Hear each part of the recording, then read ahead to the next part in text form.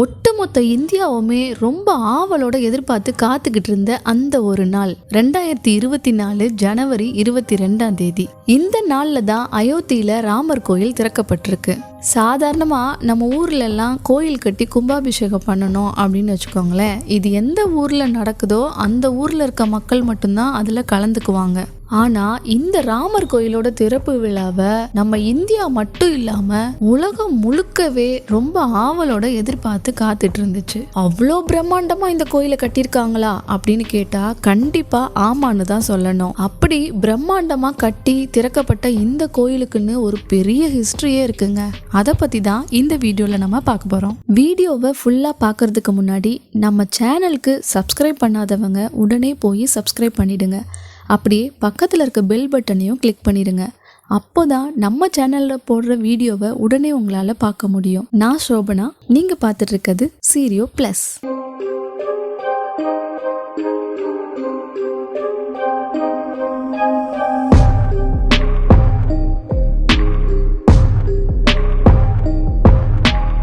நம்ம முன்னோர்கள் வாழ்ந்த காலத்திலேயே இந்த பிரச்சனை ஆரம்பமாயிடுச்சு. 1526 இந்த வருஷத்துல தான் முகலாய ஆட்சியோட முதல் மன்னர், அதாவது பாபர், அவரோட ஆட்சி தொடங்குது. 1528ல பாபரோட படைத்தளபதியான மீர் பாக்கி அப்படிங்கிறவரு அயோத்தியில பாபரோட கட்டளைப்படி அங்க ஒரு மசூதி ஒன்ன கட்டுறாரு. இந்த அயோத்தி அப்படிங்கிற இடம் ராமர் பிறந்த இடமா இந்து மக்களால நம்பப்படுது. இந்த நிலைமையில 1853ல என்ன ஆகுதுன்னா, ராமர் கோயிலை இடிச்சுட்டு தான் அந்த இடத்துல இந்த மசூதியை கட்டியிருக்காங்க அப்படின்னு முதலா அப்போ ஒரு சர்ச்சை ஒன்று உருவாகுது.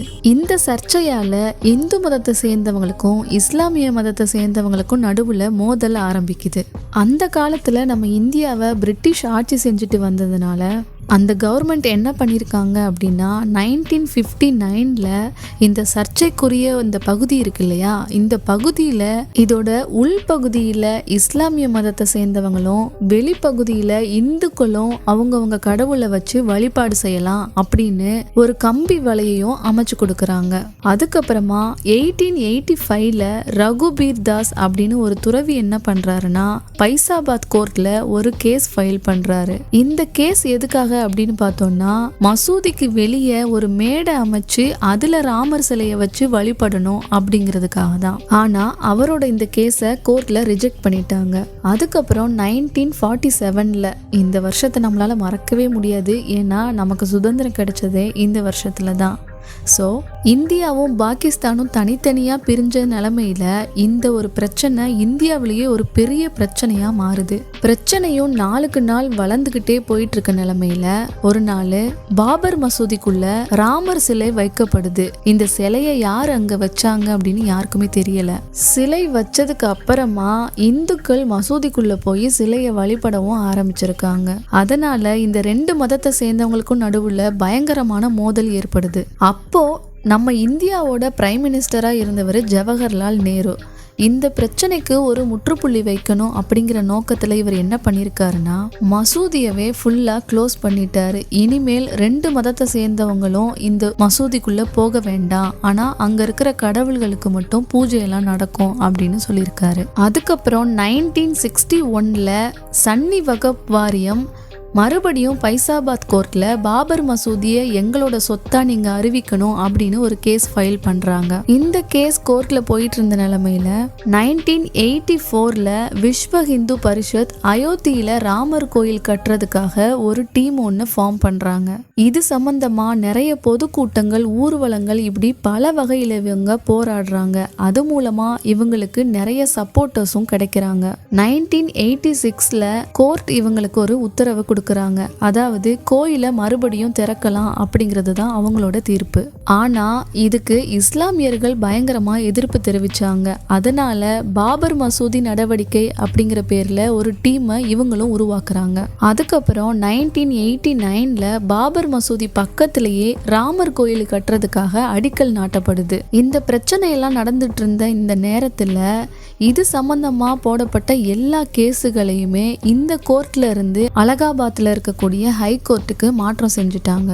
அதுக்கப்புறம் 1990ல பெரிய வன்முறை வெடிக்குது. இதை தொடர்ந்து இந்துக்கள் என்ன பண்ணிருக்காங்க அப்படின்னா ராமர் கோயில் கட்டுறதுக்காக கர சேவை இயக்கம் அப்படின்னு ஒன்று தொடங்குறாங்க. இந்த கர சேவகர்களால 1992 டிசம்பர் மாசத்துல பாபர் மசூதி தரைமட்டமா இடிக்கப்படுது. இந்த சம்பவம் நடக்கிறப்போ கிட்டத்தட்ட 2000 பேர் உயிரிழந்திருக்கிறதா சொல்லப்படுது. இந்த சம்பவத்துக்கு அப்புறமா இதுக்கு பின்னாடி என்னெல்லாம் நடந்துச்சு அப்படிங்கறத விசாரிக்கிறதுக்காக அப்போ இருந்த பிரதமர் PV நரசிம்மராவ் என்ன பண்றாரு, விசாரணைக்காக ஒரு டீமை உருவாக்குறாரு. இந்த விசாரணைக்கு அப்புறமா 1993 பாபர் மசூதி இடிக்கப்பட்ட இடத்துல 67 ஏக்கர் நிலத்தை மத்திய அரசு அவங்களுக்கு சொந்தம்னு எடுத்துக்கிட்டாங்க.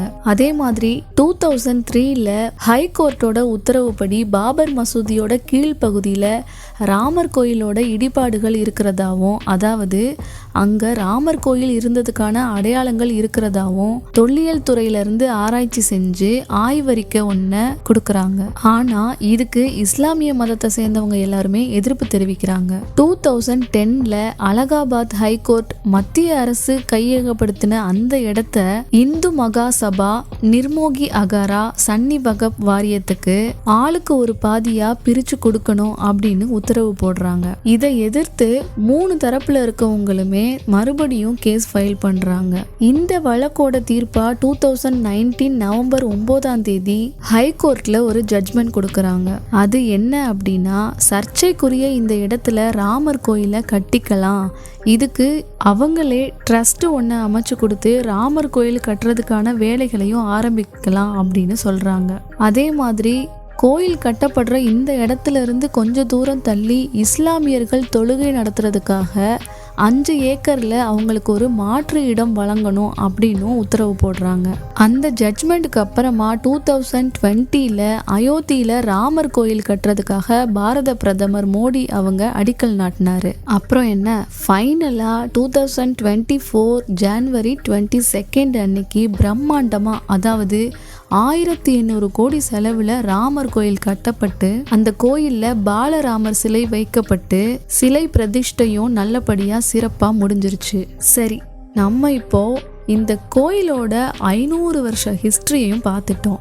இப்போ அயோத்தியில கட்டப்பட்டிருக்க இந்த பிரம்மாண்டமான ராமர் கோயிலோட சிறப்பம்சங்களை பத்தி அடுத்த வீடியோல பார்க்கலாம். இந்த வீடியோ உங்களுக்கு பிடிச்சிருந்தா உடனே லைக் பண்ணுங்க, ஷேர் பண்ணுங்க.